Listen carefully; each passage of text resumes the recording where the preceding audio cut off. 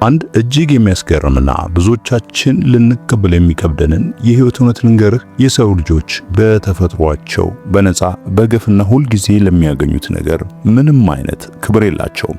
አየህ፣ ለምትወዳት ሴት ሁሉንም ነገር አድርገ በጠራች ሰዓት ሁሉ ፈጥነ ተገኝተ በደቂቃዎች ውስጥ ቴክስት መልሰ ህይወትን ሙሉ ለሙሉ እሷ ላይ አድርገ በመጨረሻ ግን እንደ አማራጭ ስትቆጠር አስተውለህ ታውቃለህ?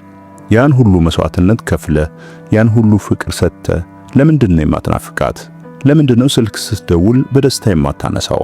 ምክንያቱም ወዳጄ አንተ ራስን በጣም ርካሽ አድርገሃል ማለት ነው። በሀገራችን የፍቅር ባህል ውስጥ ሁልጊዜ አይኗን ካላየኋት አልችልም፣ በየሰዓቱ ካላወራኋት ፍቅሬን አታውቅም የሚል የተሳሳተ አመለካከት አለ። ዛሬ ግን ይህን አስተሳሰብ በስነ ልቦና ሳይንስ እንቀይረዋለን። ዛሬ የምነግርህ ሚስጥር ጨካኝ እንድትሆን ወይም ደግሞ በሰው ስሜት እንድትጫወት አይደለም፣ በፍጹም። ይልቁንም የመናፈቅን ስነ ልቦና ተጠቅመህ እንዴት ራስን ውድ፣ ተፈላጊና የማይተካ ሰው ማድረግ እንደምትችል ለማሳየት ነው። የፍቅር አጋር አንተን ማጣት እንድትፈራ፣ ይህም ማለት በትኩረት እንድታይህና አንተን ለማግኘት ጥረት እንድታደርግ የሚያደርገውን ነገር ግን ብዙዎች የሚስቱትን ትልቅ ሚስጥር አሳይሃለሁ። ይህን ቪዲዮ እስከ መጨረሻው ድረስ ማየት በህይወቱ ውስጥ የምታደርገው ትልቁ የስነ ልቦና ኢንቨስትመንት ይሆናል። ወደ መጀመሪያውና ትልቁ የስነ ልቦና ሚስጥር ስንገባ የጥረት ህግ የሚባለውንና በኢኮኖሚክስም ሆነ በሰው ልጅ አእምሮ ውስጥ የሚሰራውን ጽንሰ ሐሳብ እናገኛለን። እስኪ አስበው፣ ወርቅና አልማዝ ለምን ውድ የሆኑ ይመስላል? ብረትና አሸዋስ ለምን ከነሱ የረከሱ ሆኑ? አሸዋ በየቦታው በየመንገዱና በብዛት ስለሚገኝ ማንም ሰው እሱን ኪሱ አድርጎ አይዞርም። አልማዝ ግን ለማግኘት እጅግ በጣም ከባድ ነው። እጥረት ስላለው ብቻ ውድ ሆነ። የሰው ልጅ ስሜትም ልክ እንደዚህ ሆነ። አንተ በየደቂቃው ቴክስት የምታደርግ፣ በጠራች ቁጥር ፕሮግራምህን ሰርዘህ የምትሮጥ፣ የራስህ የሆነ ዓላማና ህይወት የሌለህ ሁሌም ዝግጁ አይነት ሰው ከሆንክ አእምሮዋ አንተን እንዳሸዋ መቁጠር ይጀምራል። አትፍረድባት። ይህ የሷ ክፋት ሳይሆን የሰው ልጅ የተፈጥሮ ስነ ልቦናዊ ምላሽ ነው። አእምሮአችን በቀላሉ ለሚያገኘው ነገር ዋጋ አይሰጥም። በስነ ልቦና ጥናት መሰረት የሰው ልጅ አንጎል ዶፓሚን የተባለ የደስታ ሆርሞን ያመነጫል። ነገር ግን ይህ ሆርሞን በብዛት የሚረጨው ነገሩን ስናገኝ ሳይሆን ነገሩን ለማግኘት ስንጓጓና ስንጠብቅ ባለው ጊዜ ነው። አንድ ምሳሌ ልስጥህ። ፍቅረኛ ቴክስት ልካለህ፣ አንተ ወዲያውኑ በአንድ ሰከንድ ውስጥ የምትመልስላት ከሆነ አእምሮዋ ውስጥ ምንም አይነት የጉጉት ስሜት አትፈጥርም። ነገር ግን ስራ ላይ ስለሆንክ ወይም ደግሞ የራስህ ጉዳይ ላይ ስላተኮርክ ከ2 ወይም ከ3 ሰዓት በኋላ ብትመልስላት በዛ 3 ሰዓት ውስጥ የሷ አእምሮ ምን ያስባል መሰለ? ምን እየሰራ ይሆን? ለምን አልመለሰልኝም? ከማን ጋር ሆኖ ነው እያለ ይጠይቃል። ይህ ጥያቄ አእምሮዋን ያነቀዋል፣ ዶፓሚን እንዲመነጭ ያደርጋል እና አንተን እንድታስብ ያስገድዳታል። ትንሽ ራቅ ማለት መልእክትህን ሆን ብሎ ማየትና አለመመለስ ማለት አይደለም። ይህ የልጆች ጨዋታ ነው። እውነተኛው ትርጉም ከሷ ውጪ የሆነ የራስህ ጠንካራ ህይወት፣ ግብና ራዕይ ሊኖርህ ይገባል ማለት ነው። ስልክ ላይ ከማፍጠት ይልቅ ህይወትን በመገንባት ላይ ስታተኩር በተፈጥሮ የማትገኝ ትሆናለህ። ያኔ አንተን ማግኘት፣ ድምጽህን መስማት ለሷ ልክ እንደ አልማዝ ውድና ተፈላጊ ይሆንላታል። ምክንያቱም የሷ ተከታይ ሳትሆን የራስ ዓለም መሪ መሆንህን በተግባር እያሳያት ነውና። እሺ፣ በጣም ጥሩ። አሁን ወደ ሁለተኛውና እጅግ በጣም ወሳኝ ወደሆነው ነጥብ እንለፍ። ይህንን the void ወይም ደግሞ ክፍተት መፍጠር ብለን እንጠራዋለን። ብዙ ጥንዶች ግንኙነት እንደጀመሩ የሚያደርጉት ትልቁ ስህተት ምንድነው ብለህ ከጠየቅ፣ እንደተዋወቁ በሁለተኛው ሳምንት 24 ሰዓት አብረው ያሳልፋሉ። ማታ 3 ሰዓት ሙሉ በስልክ ያወራሉ። ጠዋት አብረው ቁርስ ይበላሉ። ቀን በየሰዓቱ ቴክስት ይላላካሉ። ስማኝ፣ ፍቅር ልክ እንደ እሳት ነው። እሳት እንዲነድና እንዲያያዝ ምን ያስፈልገዋል? ኦክሲጅን ወይም አየር ያስፈልገዋል።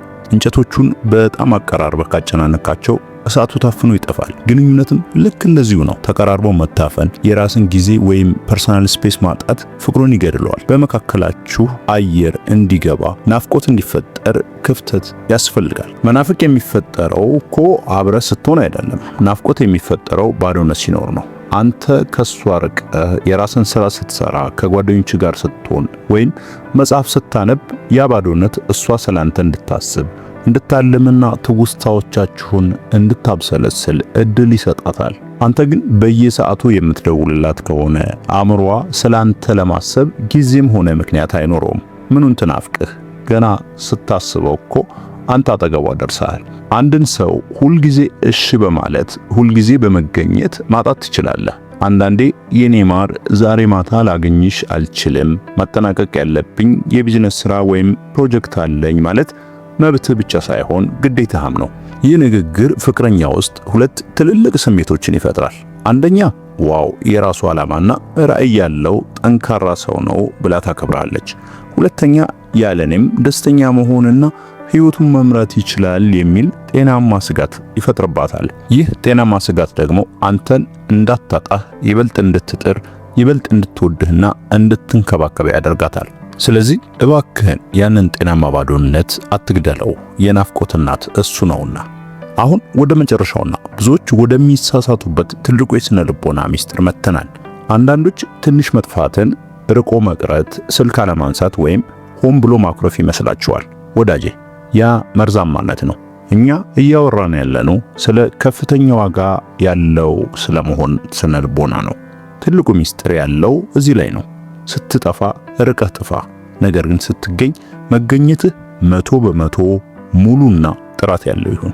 አየህ በሳምንት ውስጥ 7 ቀንም እያገኘሃት ነገር ግን አብራችሁ ስትሆኑ አይንህ ስልክ ላይ ከሆነ ሐሳብህ ሌላ ቦታ ከሆነ ወይም ዝም በመባባል የምታሳልፉ ከሆነ ያ መገኘት ዜሮ ነው። ከዛ ይልቅ ሳምንት ሙሉ በራስህ በትምህርትህና በራስህ ሕይወት ላይ ተጠምደህ ቅዳሜ ማታ ወይም እሁድ ከሰዓት ለ2 ሰዓት ብቻ ስታገኛት ያንን 2 ሰዓት ግን ሙሉ ትኩረትህን ለሷ ስጥ። ስልክን አጥፋው ወይም ቦርሳ ውስጥ ክተተው። አይን አይኗን እያየህ አዋራት፣ በጥልቀት አዳምጣት፣ አስቃት፣ ልዩ ስሜት እንዲሰማት አድርጋት። ያለ ስልክ ያለ ረብሻ የምታሳልፉት ያ 2 ሰዓት ከሳምንት ሙሉ አሰልች ብሎ ይበልጣል። ይህ በስነ ልቦና የላስቲኩ ሕግ ወይም ዘ ረበር ባንድ ኢፌክት ይባላል።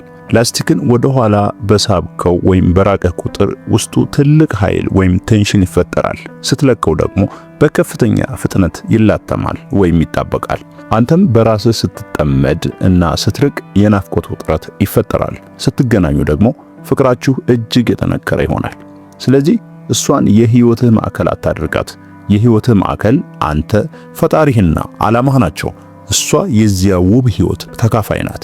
ይህንን የስነ ልቦና አቋም ስትይዝ በራስ መተማመን ይጨምራል። ማጣትን አትፈራም እና ከሁሉም በላይ ደግሞ ማንም ሰው እንደ አማራጭ ሊያይህ አይችልም። በመጨረሻም ራስህን ውድ ማድረግ፣ ትንሽ መራቅ፣ ዓላማህ ላይ ማተኮርና ስትገኝ በጥራት መገኘት፣ እነዚህ የፍቅርህን ዕድሜ የሚያረዝሙ የፍቅር አጋርህ አንተን አክብራና ናፍቃህ እንድትኖር የሚያደርጉ የብልህ ሰዎች ጥበቦች ናቸው። እስኪ ከልባችን ወይ እናንተስ በዚህ ሐሳብ ላይ ምን ትላላችሁ? ብዙ መቅረብ ነው ወይስ ትንሽ መራቅ ግንኙነትን የሚያጠናክረው? ከታች በኮሜንት ላይ ጻፉልኝ። እያንዳንዱን አስተያየት አነበዋለሁ። ይህ ቪዲዮ ጠቃሚ ሆኖ ካገኘው ላይክ ማድረግ እንዳትረሳ። እንደዚህ አይነት ጠቃሚ መረጃዎች ወደፊትም እንዲደርስህ ቻናሉን አሁኑኑ ሰብስክራይብ ማድረግ እንዳትረሳ። በሚቀጥለው ጊዜ በሌላ ቪዲዮ እስከምንገናኝ ድረስ ቸር ሰንብቱ።